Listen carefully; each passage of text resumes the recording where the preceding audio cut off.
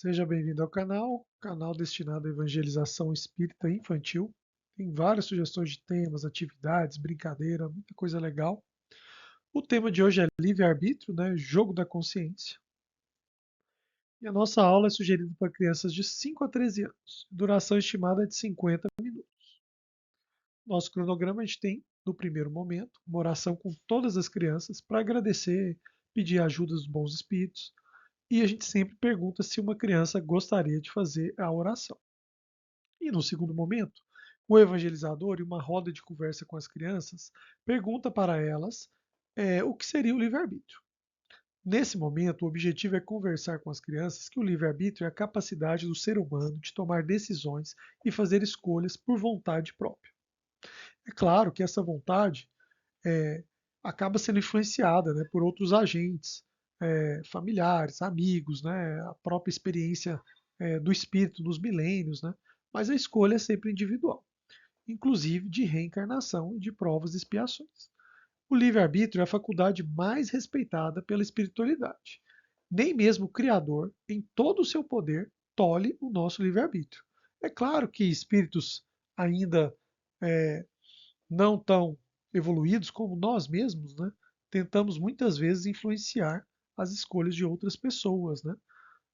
Mas a gente aprende, né, que espíritos superiores, né, Jesus e Deus, não fazem esse tipo de coisa.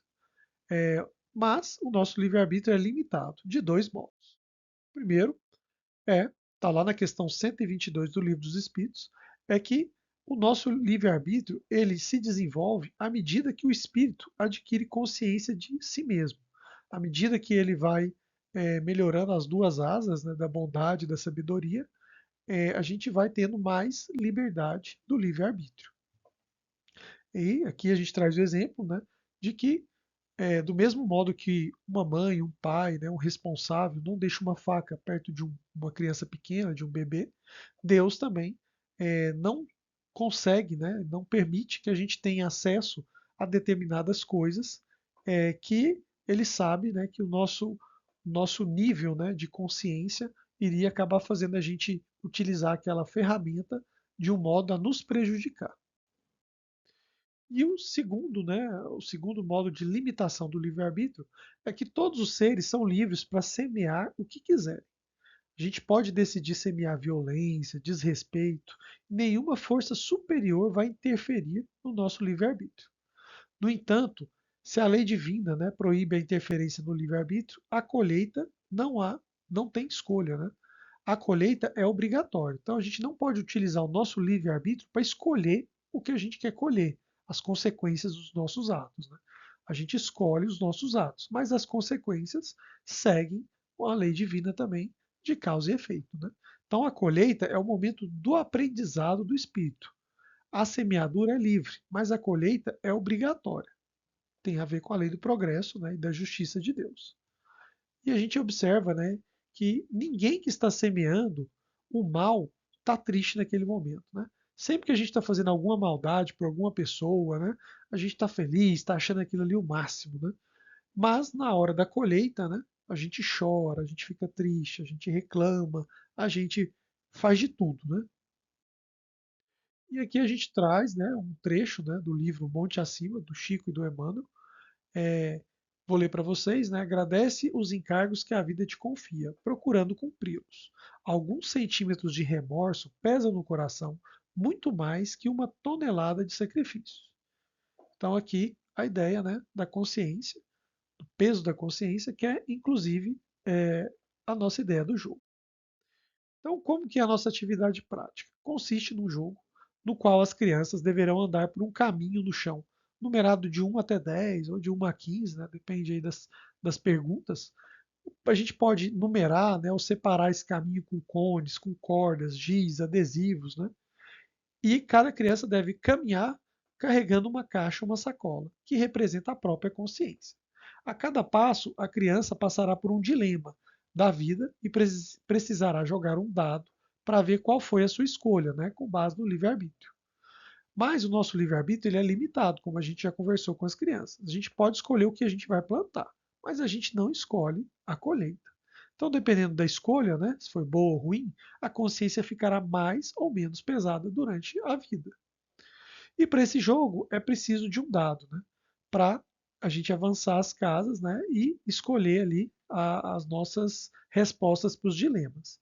E tem várias opções de dado, né? Existem aplicativos para celular. A gente pode comprar um dado ou fazer um dado, inclusive com um rolo de papel higiênico, como aqui está explicado para vocês, né? Cortar duas ou três fatias, vamos dizer assim, né? De 3 centímetros, colocar uma dentro da outra e numerar, não precisa de cola. E quais são as regras do nosso jogo? A criança anda pelo caminho e a cada casa, a cada passo, há um dilema, né, da vida para a criança ler para todos. Ou o evangelizador pode ler também.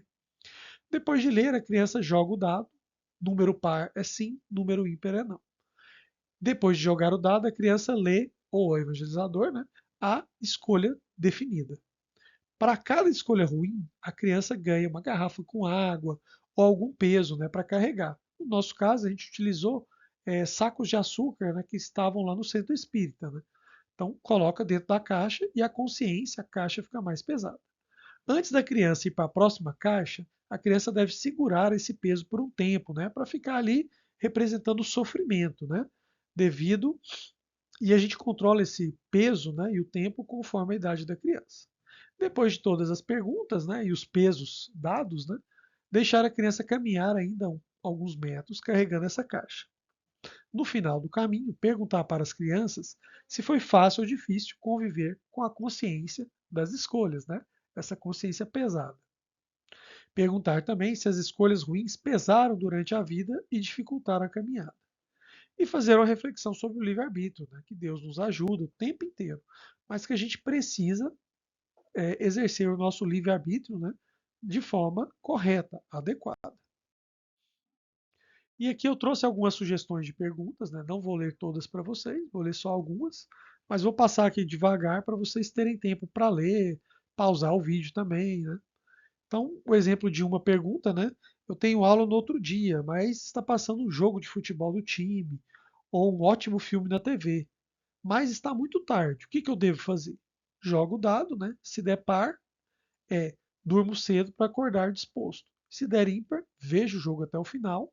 Durante o dia fico nervoso, a cabeça doendo e não consigo prestar atenção na aula. E se der ímpar, né, a gente coloca um peso, ou uma água, né, uma garrafa com água, ou um saquinho de algum alimento, alguma coisa para a consciência, para a caixa, né, ou sacola ficar pesado. Mais três sugestões aqui, né? Vou ler uma para vocês. Eu gosto muito de doces e chocolate. No almoço e no jantar, sempre fico pensando em não comer verduras e comer pouca carne e arroz, para depois poder comer, né, mais chocolate. O que devo fazer? Jogo o dado. Se der par, eu me esforço para comer mais saudável, né? Deixo os doces e chocolates para o fim de semana. Se der ímpar, eu não como verduras e fico comendo doce e bolacha recheada todos os dias. Acabo ganhando peso e ficando diabético ou com alguma doença. Né? Mais três sugestões aqui, né? Vou ler uma para vocês. Sempre que estou nervoso ou com raiva, quero xingar, brigar, falar palavrão. O que eu devo fazer? Jogo o dado.